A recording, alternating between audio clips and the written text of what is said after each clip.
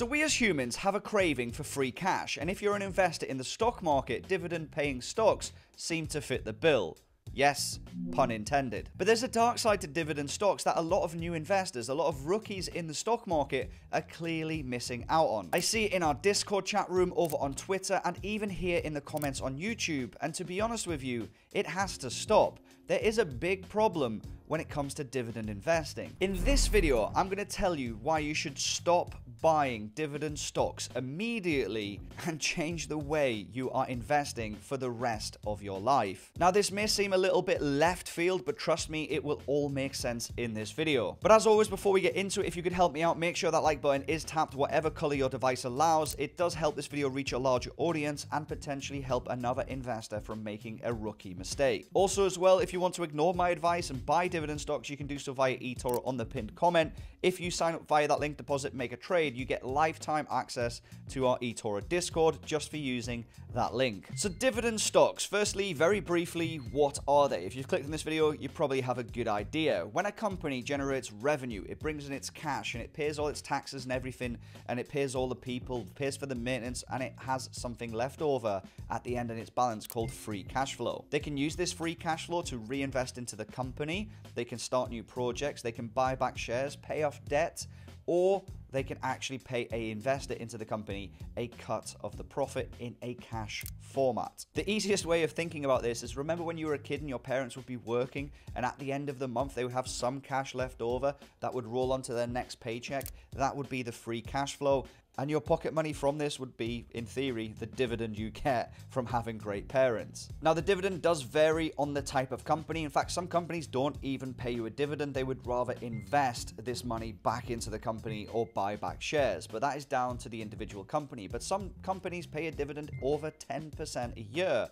And some of them even pay you on a monthly basis. So of course the dream dividend stock would be 12% a year, paying you a monthly dividend of 1% on your money back into your bank account to withdraw, go and spend on candy every single month. But here is where the mistake lies, the dark-seated truth with dividend stocks. I came across this article recently on a decent website, money.us news, which is a legitimate website saying, here are the 7 monthly dividend stocks to buy with high yields. And this is a big problem because this is ranking very high on Google if you type in high dividends. So let's just go through some of these companies.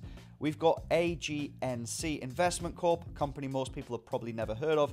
Broadmark Reality, again, probably never heard of. Horizon Tech, funnily enough, I have heard of them.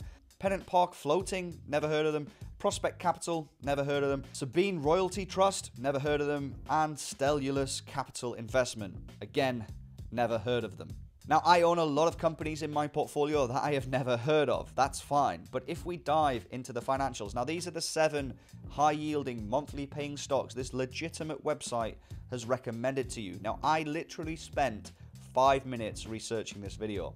Not a lot of time, but it will pay dividends to you in terms of knowledge. But before we get into what I found, the first thing is never buy a stock just because a website, a YouTuber, or a good-looking guy with a beard has told you to do so. Just do your own research. Go away, look at the financials yourself, then go and look at the story of the company, then make your decision. But what I want to address here is, do not make the mistake that dividends are guaranteed with any company, because they're not. If we look at big companies, British Petroleum, ExxonMobil, Chevron, all of these companies cut their dividend. And some companies even wipe the floor and have still yet to bring back their dividend. They do not pay dividends anymore because of what happened in 2020. And I can't say the name because YouTube will probably put me in a cell in Guantanamo Bay. But when the world locked down, these companies didn't have cash flow to pay the dividend. And this is the big thing people are missing. You need to go and look at that thing I talked about earlier, the free cash flow, and see if the company has enough free cash flow to pay its dividend comfortably. Not just pay it, but pay it comfortably. Because what happens if the company has a bad month, a bad quarter, or God forbid, a bad year, but still stands by paying you its dividend because it promised you?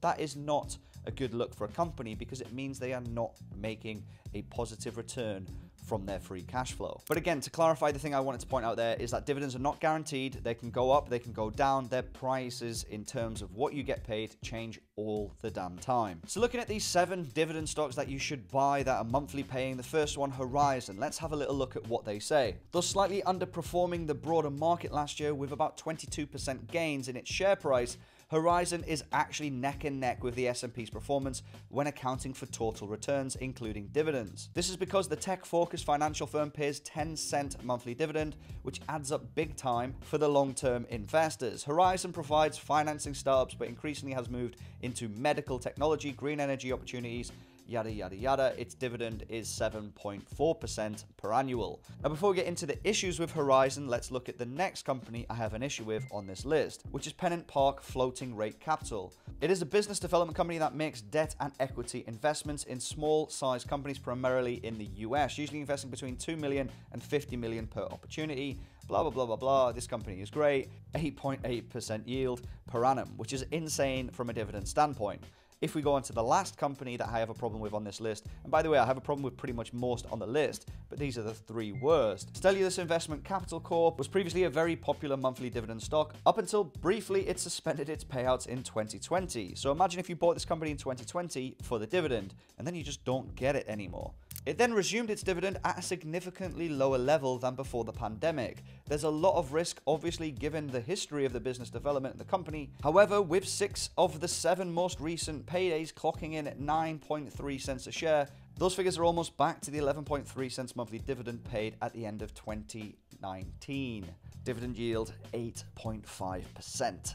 A big dividend that will pay you monthly. That's not 8.5% monthly, that's divided by 12 and you get that monthly. But these all sound great on the tin. In fact, this article is really pushing out the positive news without mentioning any of the negative news. I'm going to go through that very briefly with the 5 minutes research I spent on this document, these 3 companies. Just look at it. If we look at the cash flow for Horizon, what they pay out every year in expected dividends comes in at 22 million a year. So you would damn hope that they have 22 million a year coming in cash flow. You'd be wrong. They actually, in the last 12 months, the trailing 12 months, they've lost in free cash flow, a negative free cash flow. They do not have this cash. They've lost 110 million US dollars. They literally do not have cash to pay investors. So they are getting loans or diluting investors to pay this damn dividend. And if we look on a broader perspective, over the last 5 years, they have averaged losing 32 million in free cash flow every year for the last 5 years as an average. So this company is bending over backwards to keep investors in the company. And it's clear they just don't have enough cash to pay the damn dividend, but somehow they are building a way to do it. This raises a huge red flag, and if you're a dividend investor into this company, you should look, how the hell are they paying you? Now, if we look at Stelliulus, they need about 19 million US dollars to pay out their dividend, and they come in with a trailing 12 months of free cash flow of, again, a negative 118 million US dollars and a 5-year average of minus 57 million. How are they paying you their dividend? Dilution, debt, or selling off assets. It's not good, folks. And now moving on to the third one, PFLT. They need to pay out 44 million in dividends, and they can afford it. They have a 49 million in trailing 12 months free cash flow, which is great. They can actually afford to pay out their dividend, but it leaves 5 million US dollars left over in the pot to grow the company, buy back shares. If this company has a bad week, let alone a bad month, quarter, or year, it's not going to have enough cash to pay its dividends. You see, the point is, when looking for dividend stocks, you need to see how guaranteed this dividend actually is, if at all, because dividends are not guaranteed. If a company does not have enough free cash flow to pay its dividend, then it's just a waste of time, and the stock price usually over time will fall more than what you've been paid on a dividend, because they need to raise capital via dilution or debt to continue paying this dividend. For me, if you were buying a company just for its dividend, you would need to see a company paying a dividend of maybe a quarter or less of its free cash flow. That to me would seem that the dividend is absolutely solid and safe. But the big thing that I do with dividends is I don't look for them. Now, a lot of companies I own do pay dividends, but but I bought them on the perspective of the fact that I think this company is undervalued. I don't think any investor, especially a new investor, should be buying a company just for the dividend. You should buy it because you think the company overall is undervalued and will grow over a long period of time. If you get a dividend and they can afford to pay you it, easily afford to pay you it, then the best way to see it is it's just a Brucey bonus, and you can use that to buy another stock or reinvest into this company, which hopefully is still undervalued. For me, if you think about it, if you get a 10% dividend on a company, 10% from its free cash flow, but that company is making a return on its invested capital of 20%, it would make more sense for the company not to pay me, but take this money and invest it at a higher rate of return.